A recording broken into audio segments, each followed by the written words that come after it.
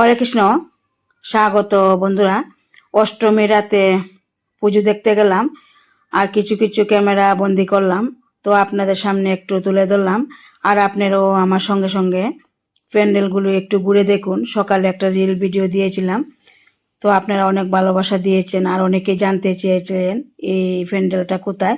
তো এই প্যান্ডেলটা হলো আমাদের ত্রিপুরার আগরতলার শিবনগর এলাকায় পড়ে মডার্ন ক্লাব।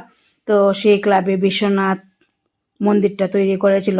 দেখতে জাস্ট অসাধারণ ছিল, একদমই যেন অরিজিনাল বিশ্বনাথ মন্দির তৈরি করে নিয়েছে ওখানকার কার্যকর্তারা। দেখেও এতটাই ভালো লাগলো, কি বলবো, অসাধারণ ছিল। আমার দেখা মনে হয় এই পুজোটি সেরা অষ্টমী রাতের। তো প্রথমে এই ভিডিও এটাই দিয়ে দিলাম আপনাদের সামনে। তো আপনাদের কাছে কেমন লাগলো, তো অবশ্যই পুরো ভিডিওটা দেখুন।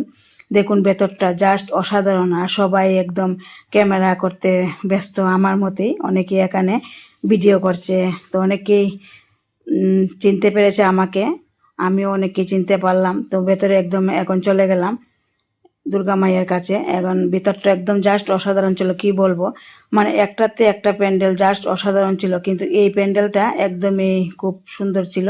তো সবটাই আপনাদের সামনে তুলে দিলাম। তো কেমন লাগলো এই প্যান্ডেলটা অবশ্যই কমেন্টে আপনারা জানাবেন। এরপর চলে গিয়েছিলাম আর একটা ক্লাবে, লাল বাহাদুর বিয়ামাগার প্রাঙ্গণে। তো প্রথমে গিয়ে দুর্গা মাকে আগে দর্শন করে নিলাম। অপরূপ দৃশ্য ছিল সেই মায়ের। তারপর ছুটলাম প্যান্ডেলের দিকে।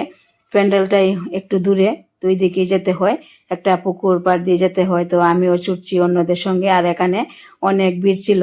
সামনে গিয়ে একটু দাঁড়াতে হয়েছিল, প্রায় আধা ঘন্টার মতো দাঁড়াতে হয়েছিল। আর এতটাই মানে গরম ছিল ওই দিন, কি বলবো, একদম প্রচন্ড গরম ছিল। তারপর ভেতর দিকে ঢুকলাম। অসাধারণ ছিল সেই প্যান্ডেলের ভেতরের দৃশ্যগুলি। মানে খুবই ভালো লাগে যে প্যান্ডেলগুলি ঘুরতে ঘুরতে দেখতে। আর মানে এত মানুষ, প্রচুর মানুষের ভিড়ের মধ্যে ভিডিও করছি দেখে অনেকেই আসছে, বা অনেকে এখানেও চিনতে পেরেছে আমাকে। তো মাকে দর্শন করে নিলাম এখানেও, তারপর বেরিয়ে গেলাম। আবার এই পুকুর পাড় দিয়ে বেরোতে হয়। দেখুন অসাধারণ লাগলো সেই পুকুর পাড়ের দৃশ্যটা।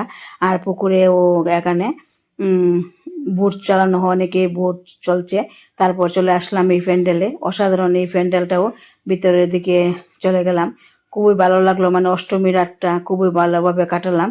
কিন্তু শেষ মুহূর্তে একদমই ভালো লাগলো না।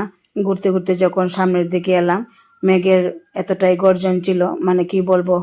তো ঝটপট আমরা বাড়ি চলে আসলাম, না হলে একদমই বৃষ্টির মধ্যে আটকে যেতাম। আমরাও বাড়ি ফিরলাম। তারপর মুহূর্তে অজস্র মুষলধারে বৃষ্টি শুরু হলো। তো এই ছিল অষ্টমী রাতের আমার এই ছোট্ট আনন্দের মুহূর্ত।